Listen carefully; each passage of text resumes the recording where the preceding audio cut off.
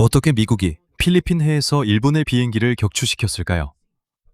1944년 중반이 되자 미국의 군대는 빠르게 일본을 향해 접근하고 있었습니다. 하지만 미국이 일본에 도달하기 전에 먼저 태평양에 있는 몇몇 섬들을 점령해야 했습니다. 이 섬들은 군사기지와 비행장으로 사용하기 위해 필요했고, 이를 통해 미국의 비행기와 군인들이 일본에 더 가까이 접근할 수 있었습니다. 그리고 그들이 노렸던 가장 중요한 목표 중 하나는 마리아나 제도였습니다. 여기에는 사이판, 티니안, 괌이 포함됩니다. 그리고 이것이 미국의 손에 들어가면 태평양 전쟁의 흐름에 큰 변화가 일어날 수 있습니다. 마리아나 제도에 도달하기 전에 미군은 이미 중앙태평양에서 연이어 전진하고 있었습니다. 길버트 제도에서 그들은 마셜 제도에 도달했습니다. 1944년 2월과 3월 이되자 미국은 이미 마셜 제도의 중요한 지역들을 장악하고 있었습니다. 그래서 미 해군은 이곳에 함선들이 기항할 수 있는 장소, 비행기 활주로, 그리고 군인들과 보급품을 위한 기지를 만들 수 있었습니다. 이로 인해 미국은 마리아나 제도 공격을 준비하는 것이 훨씬 더 쉬워졌습니다. 마리아나 제도는 서태평양에 위치한 북쪽에서 남쪽으로 이어진 일련의 섬들입니다. 이 섬들의 남쪽에는 사이판, 티니안, 괌이 있습니다. 이 세 곳 중에서 사이판이 첫 번째 주요 목표였습니다. 그곳에는 일본군 비행장과 강력한 방어시설이 있었습니다. 인근 티니안에도 비행장이 있습니다. 괌 역시 일본에게 해군 및 공군 기지로서 큰 이점이 있었습니다. 이 섬들이 일본에게서 빼앗기면 태평양에서 일본의 중요한 방어선 중 하나에 구멍이 생기게 됩니다. 미국은 마리아나 제도 점령 계획을 포레저 작전, 오퍼라고 부라고 불렀습니다. 태평양 전체 지휘는 체스터 니미츠 제독에게 있었습니다. 해군 작전 자체는 미국 제5 함대 사령관인 레이몬드 스프루언스 제독에게 큰 책임이 주어졌습니다. 스프루언스의 부대에는 마크 미처 부제독이 이끄는 고속 항공모함 기동부대도 포함되어 있었습니다. 이 부대는 여러 대의 항공모함, 군함, 그리고 침공에 참여할 병사들과 선박을 보호할 수백 대의 항공기로 구성되어 있었습니다. 이 작전은 단순히 해변에 접근하는 것이 아니었습니다. 수많은 병력, 상륙정, 보급품, 탄약, 연료, 군함, 그리고 항공기를 광활한 태평양으로 이동시켜야 했습니다. 이와 동시에 일본이 공중에서 공격할 수 있는 능력도 줄여야 했습니다. 그래서 미국인들은 일본의 섬 거점들을 반복적으로 공격하고 감시했습니다. 항공 정찰도 매우 중요했습니다. 미국은 장거리 항공기를 사용해 사이판, 괌, 그리고 다른 목표 지역의 사진을 촬영했습니다. 이 사진들을 통해 작전 계획자들은 비행장, 해안 방어시설, 도로, 그리고 다른 잠재적인 군사 거점을 더 잘 파악할 수 있었습니다. 정찰 임무에 사용된 항공기 중 하나는 개조된 B-24 리버레이터였습니다. 이 항공기는 긴 항속거리를 자랑했기 때문에 이 항공기는 태평양의 광대한 지역을 비행하며 침공이 시작되기 전에 정보를 수집할 수 있었습니다. 미국이 준비를 하는 동안 일본도 큰 전투가 다가오고 있다는 것을 알고 있었습니다. 일본군은 미국이 태평양에서 자신들의 방어선을 무너뜨리려고 시도할 것이라는 것을 오랫동안 예상해왔습니다. 문제는 미국이 다음 대규모 공격을 정확히 어디에서 할지 명확하지 않았다는 점입니다. 1944년 5월, 일본 연합함대는 엘고 작전이라고 불리는 대규모 해군함대를 준비했습니다. 연합함대 사령관 스에모 토요다 제독은 미국 항공모함 함대를 대규모 결전으로 끌어들일 기회를 찾을 수 있기를 기대했습니다. 일본에게는 미국의 항공모함을 약화시키거나 파괴하는 것이 매우 중요했습니다.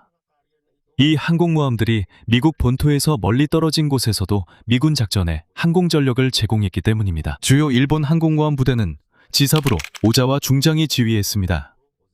계획에 따라 일본 항공모함의 항공기와 육상 기지의 비행기를 합칠 예정이었습니다. 일본은 중요한 이점을 기대하고 있었습니다.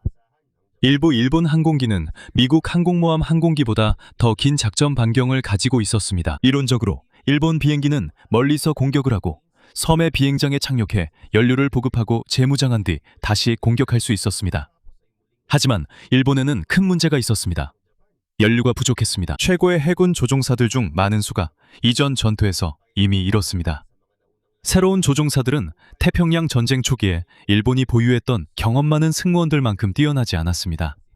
그래서 일본이 여전히 많은 비행기와 군함을 가지고 있었지만 미국의 항공기, 훈련, 그리고 경험이 더 뛰어났습니다. 더글라스 맥아더 장군의 부대가 뉴기니 근처의 비아크 섬을 공격했을 때도 복잡한 상황이 발생했습니다. 이로 인해 일본은 일부 항공기와 해군 병력을 그 지역으로 이동시켰습니다. 일본 지휘관들은 그들이 기다리던 큰 전투가 그곳에서 일어날 수 있다고 생각했습니다. 일본이 뉴기니에 주목하고 있을 때 주요 미군 침공부대는 이미 마리아나 제도를 향해 움직이고 있었습니다. 본격적인 상륙전에 미군 항공기는 일본이 증원군을 보내기 어렵게 만들기 위해 여러 일본 기지를 공격했습니다.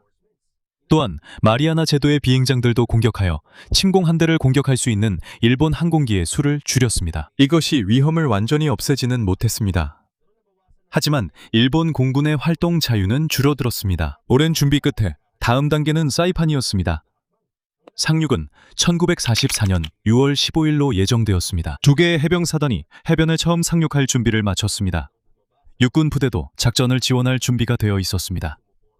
바다에는 대규모 미군 함대가 포위하고 있었고 하늘에서는 함재기가 계속해서 경계를 하고 있었습니다. 하지만 일본은 대규모 미군 병력이 비아크가 아니라 바로 마리아나 제도로 향하고 있다는 것을 알게 되었습니다. 오랫동안 기다려온 전투가 어디에서 벌어질지 분명해졌습니다. 오자와 제독의 함대는 에고 작전을 실행하라는 명령을 받고 마리아나로 움직이기 시작했습니다. 그 시점에서 두 개의 거대한 작전이 서로를 향해 다가가고 있었습니다. 사이판에서는 미 해병대와 육군이 치열한 지상전을 준비하고 있었습니다. 바다에서는 일본 항공모함 함대가 침공을 지원하는 미군 함대를 파괴하기 위해 접근하고 있었습니다. 사이판 전투는 시작에 불과했습니다.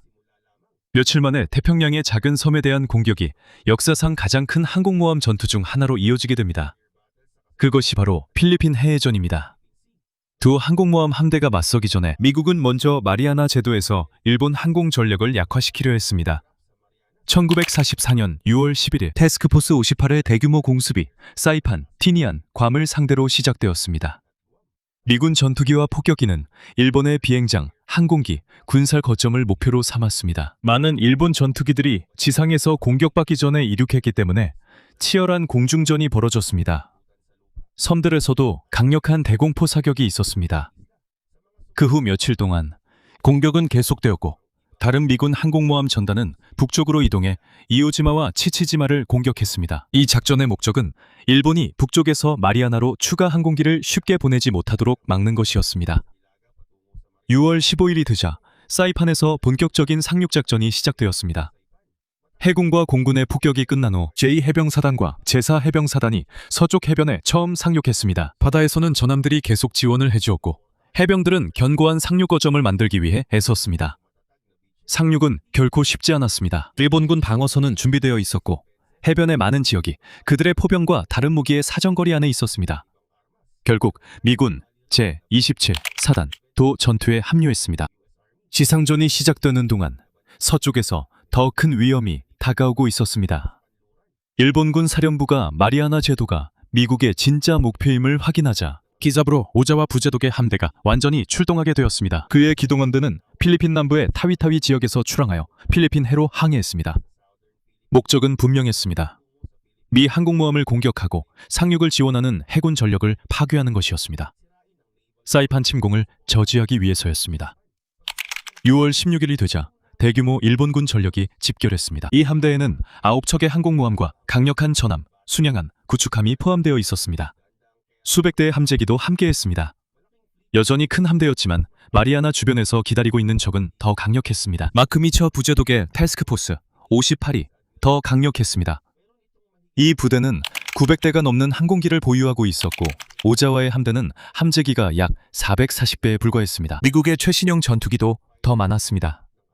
일본에게는 또 다른 문제가 있었습니다. 그들의 움직임은 비밀이 아니었습니다. 일본 함선들이 필리핀 해를 건너는 동안 미국 잠수함에 의해 발견되었습니다. 이 전투에서 잠수함은 매우 중요한 역할을 했습니다.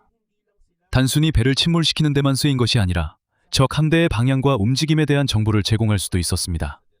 이러한 보고 덕분에 스프로원스는 대규모 일본 해군 병력이 접근하고 있다는 사실을 알게 되었습니다. 이로 인해 스프로원스는 더욱 신중해졌습니다. 그의 주요 책임은 일본 함대를 찾아내어 파괴하는 것뿐만 아니라 사이판에 있는 침공부대를 보호하는 것이었습니다. 만약 그가 자신의 항공모함을 서쪽으로 너무 멀리 이동시키고 일본 함대의 일부가 빠져나가게 된다면 마리아나 제도 주변에 있는 수송선과 병력들이 위험에 처할 수 있었습니다. 그래서 그는 적을 즉시 추격하는 대신 자신의 함대 대부분을 사이판 근처에 머물게 했습니다. 미국은 항공모함 앞에 강력한 방어선을 구축하기도 했습니다. 여기에는 윌리스리 부제독 휘하의 전함 7척과 순양함, 구축함들이 포함되어 있었습니다. 이 함선들은 일본 항공기나 수상함이 접근할 경우 첫 번째 큰 방어벽 역할을 하게 됩니다. 한편 오자와 제독은 자신의 함대를 여러 그룹으로 나누었습니다. 타이호, 제이카쿠, 쇼카쿠와 같은 주요 항공모함들은 진영의 후방에 배치되었습니다. 그리고 더 작은 항공모함 그룹도 함께 있었습니다. ng mas malapit sa direksyon. 일본 전략에서 그들의 항공기가 가진 긴 사정거리는 매우 중요했습니다. 그들은 더 먼 거리에서 출격할 수 있었죠. 이는 미국 항공모함 조종사들이 선호하는 일반적인 공격 범위보다 더 멀었습니다. 몇몇 일본 항공기는 괌과 로타를 급유나 공격 후 착륙 장소로 사용할 수도 있었습니다. 하지만 사정거리의 이 점에는 대가가 따랐습니다. 1944년에 새로 투입된 일본 조종사들 중 많은 이들이 전투 경험이 부족했습니다. 전쟁 초기에 싸웠던 조종사들과 비교하면 반면에 미 해군은 훈련, 레이더 통제, 전투기 유도, 그리고 항공기가 모두 더 좋아졌습니다. 이 전투에서 미국의 가장 중요한 항공기 중 하나는 그루먼 F-6F 헬캐서르로 항공모함에서 주로 사용되는 주력 전투기였습니다. 미국은 조종사들의 훈련과 협조에서 큰 우위를 가지고 있었습니다. 이것이 일본이 패배할 가능성이 매우 커진 주요 이유 중 하나입니다. 6월 18일이 되자 두 함대는 넓은 필리핀해에서 서로를 찾고 있었습니다. 두 사령관 모두 적의 정확한 위치를 확신하지 못했습니다. 일부 일본 정찰기의 사거리가 더 길었기 때문에 그들은 미국 함대의 일부를 더 일찍 발견할 수 있었습니다. 일본은 오후에 공격대를 보낼 기회가 있었지만 오자와는 대규모 공격을 실행하지 않았습니다. 대신 오자와는 미국 항공기의 사정권에 들지 않기 위해 멀리 떨어진 곳에 머물렀습니다. 그리고 공격하기 전에 다음날 아침까지 기다렸습니다. 미국 측에서는 스프루언스도 일본의 위치에 대한 정보를 입수했습니다. 미처는 항공모함을 더 서쪽으로 이동시켜 해가 뜨자마자 공격을 개시할 수 있도록 하기를 원했습니다. 하지만 스프루언스는 이를 허락하지 않았습니다. 그는 아직 모든 일본군의 정확한 위치에 대해 충분한 확신이 없었습니다. 그리고 그는 사이판으로 가는 길을 열어두고 싶지 않았습니다. 이 결정은 전쟁이 끝난 후 몇몇 역사학자들 사이에서 논쟁거리가 되었습니다. 하지만 그 순간 스프루언스의 가장 중요한 생각은 분명했습니다. 마리아나 제도 침공 작전을 지켜야 했습니다. 1944년 6월 19일 새벽 일본 정찰기가 다시 탐색을 시작했습니다. 곧 그들은 기동부대 58의 일부를 발견했습니다. 마침내 오자와는 명확한 목표를 갖게 되었습니다. 일본은 연속적으로 항공기 편대를 미군 함대로 보냈습니다. 여기에는 전투기가 포함되어 있었습니다. 급강하 폭격기와 어뢰 폭격기도 있었습니다. 일본은 더 긴 사정거리를 이용해 미국을 먼저 공격할 수 있기를 바랐습니다. 미처의 함재기가 반격하기 전에 말이죠. 하지만 미국은 준비가 되어 있었습니다. 함상 레이더가 큰 도움이 되었습니다. 미국 함정들은 적기가 멀리 있을 때부터 접근하는 편대를 포착할 수 있었습니다.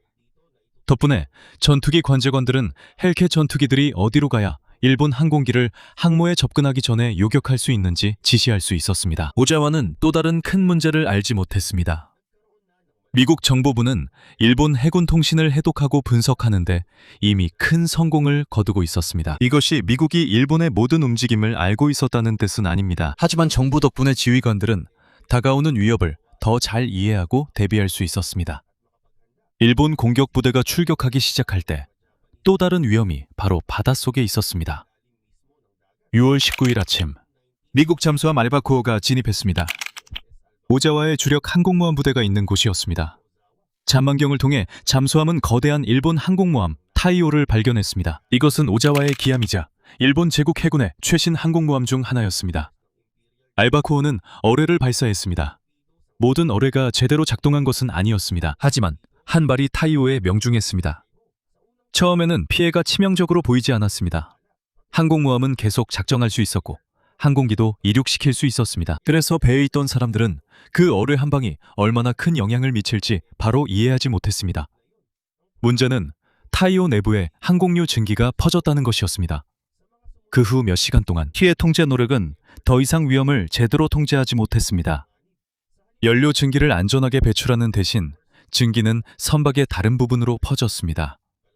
결국 매우 강력한 폭발이 항공모함을 뒤흔들었습니다. 오자와의 기함은 결국 침몰했습니다.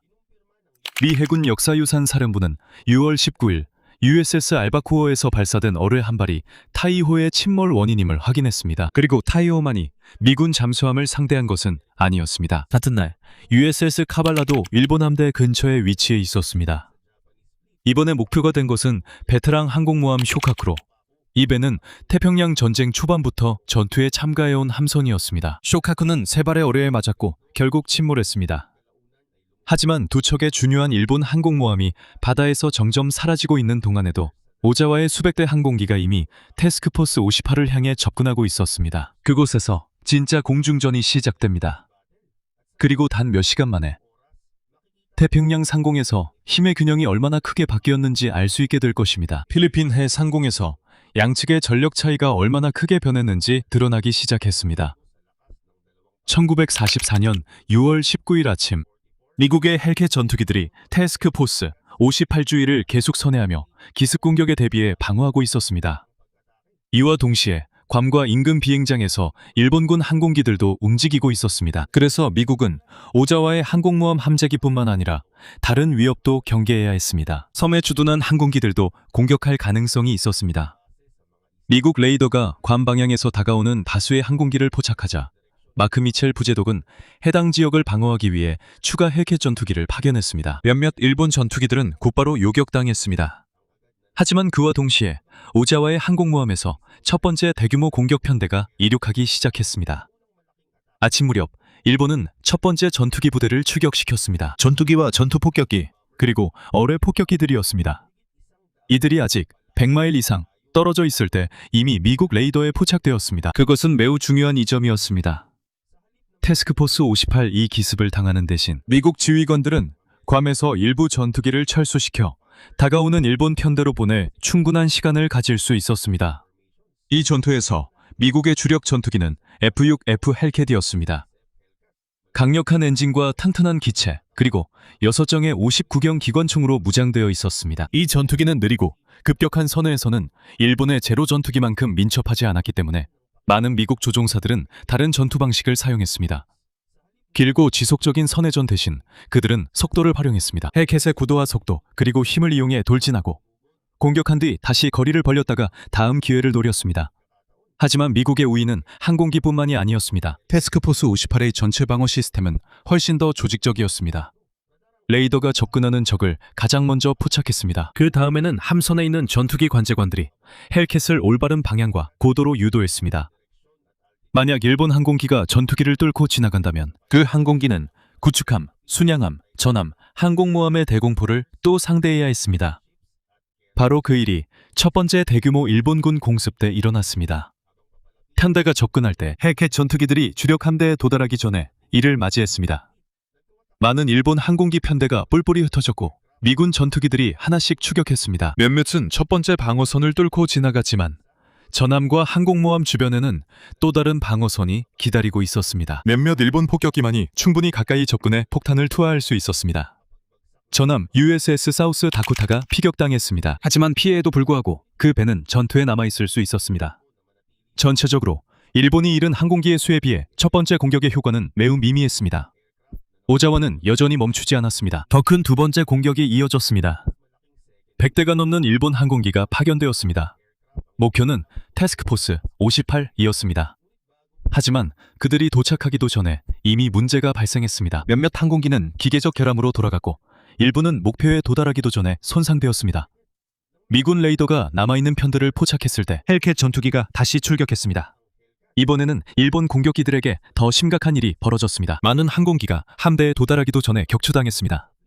가까스로 통과한 항공기들은 함선에서 쏟아지는 강력한 대공포와에 맞닥뜨렸습니다. 몇몇 일본 극강화 폭격기들은 USS 와스프와 USS 벙커힐 항공모함에 접근하는 데 성공했습니다. 영리한 피해와 사상자가 발생했습니다. 하지만 어떤 미국 항공모함도 침몰하지 않았습니다. 함대의 다른 지역에서도 몇몇 어뢰 폭격기들이 접근을 시도했습니다. 하지만 그들은 거의 큰 피해를 주지 못했습니다.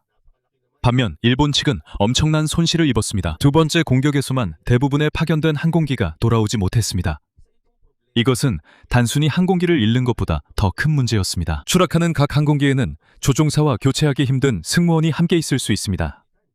전쟁의 이 시기에는 그것이 일본 해군 항공대의 가장 큰 약점 중 하나였습니다. 오자와는 여전히 세 번째 공격대를 보냈습니다.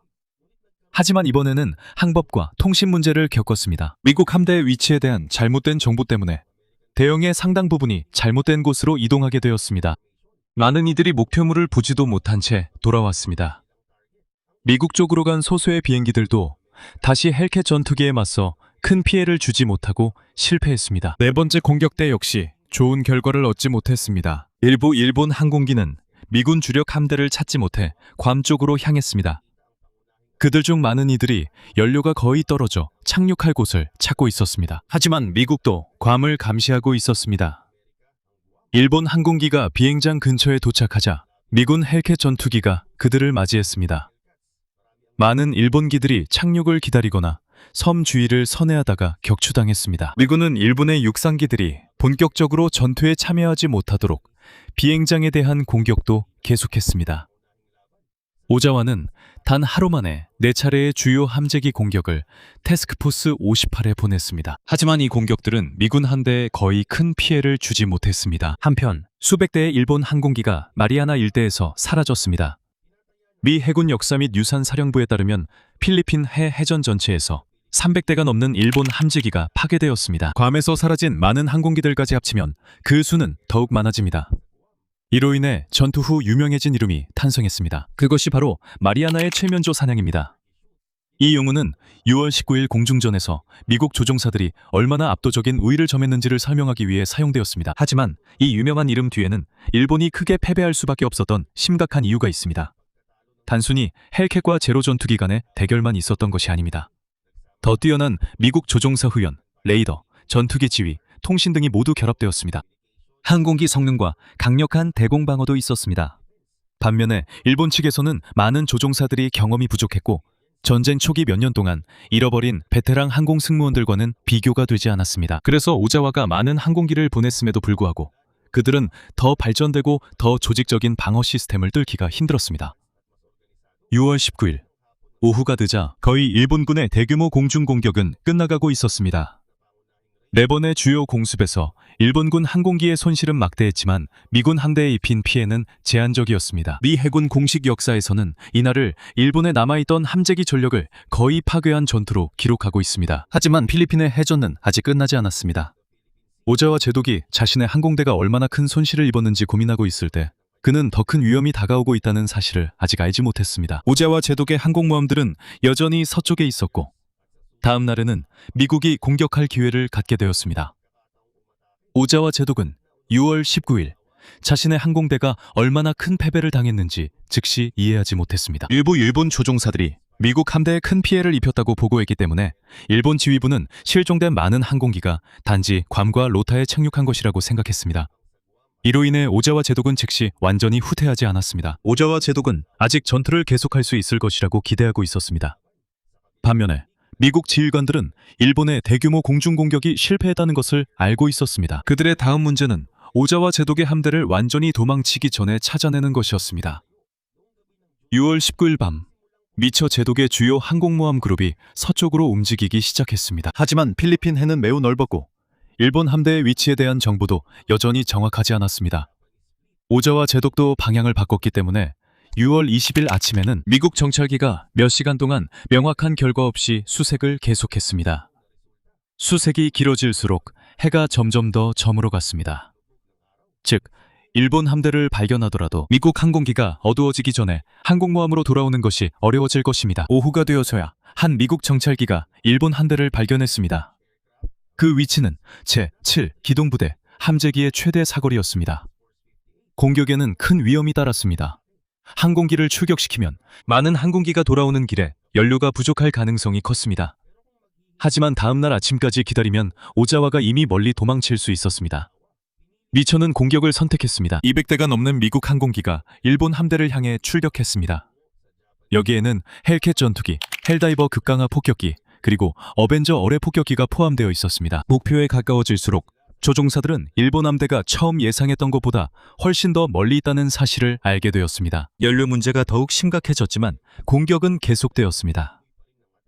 밤이 되자 미국 조종사들은 오자와의 함선을 발견했습니다. 일본 전투기들이 함대를 방어할 수 있는 수가 줄어들었습니다. 그래서 함선들의 주요 방어 수단은 대공포가 되었습니다. 미국 항공기들은 즉시 항공모함을 공격했습니다. 전함, 수명함, 그리고 지원함들도 공격했습니다. 몇몇 일본 항공모함들이 타격을 입었습니다.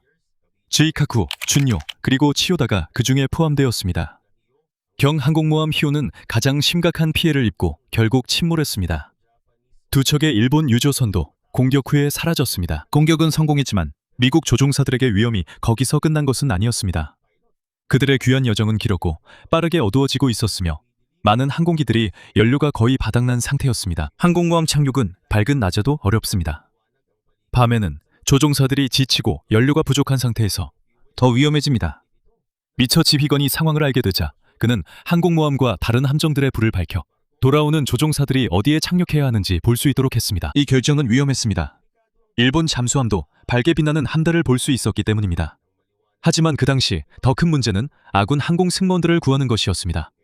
많은 항공기가 자신이 출발한 항공모함이 아닌 다른 항공모함에 착륙했습니다. 다른 일부는 연료가 떨어져 돌아올 수 없었고 어쩔 수 없이 바다에 불시착하거나 추락해야 했습니다. 구축함과 다른 선박들은 물에 있는 조종사와 승무원들을 수색했습니다.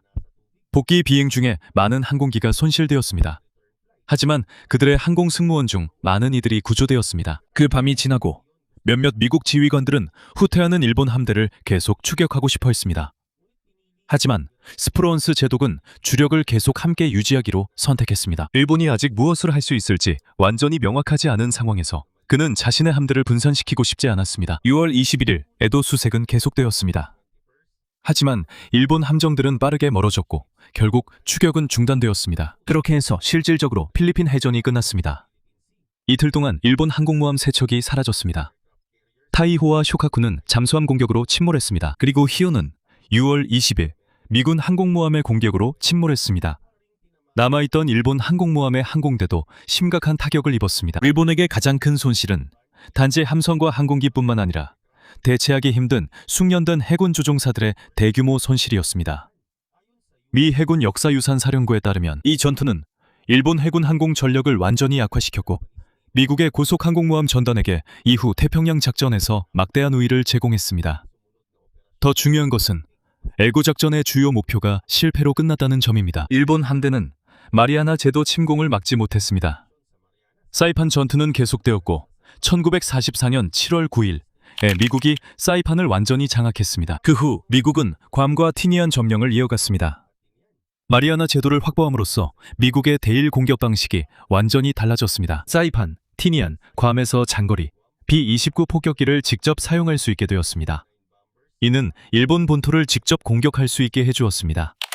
1944년 11월 24일 사이판에서 도쿄를 향한 대규모 B-29 폭격 작전이 시작되었습니다. 나중에 미국은 티니안과 괌에도 대규모 폭격기 기지를 건설했습니다. 그래서 필리핀 해전의 진정한 가치는 잃어버린 함선이나 항공기의 수보다 훨씬 더 큽니다. 일본이 항공모함 전력을 사용해 미국의 마리아나 접근을 막으려 했던 마지막 대규모 시도는 실패로 끝났습니다. 이 전투 이후에도 일본은 여전히 항공모함을 보유하고 있었습니다. 하지만 태평양 전쟁 초기에 가졌던 그 힘과 질로 더 이상 항공모함을 운용할 수 없게 되었습니다. 미국이 마리아나 제도를 점령하자 이전에는 멀리 있던 일본 본토가 이제 미국 전략 폭격기의 정규 사정거리 안에 들어오게 되었습니다. 태평양 한가운데에 있는 몇몇 섬을 둘러싼 전투는 전쟁을 일본 자체에 더 가까이 가져가는데 중요한 단계가 되었습니다.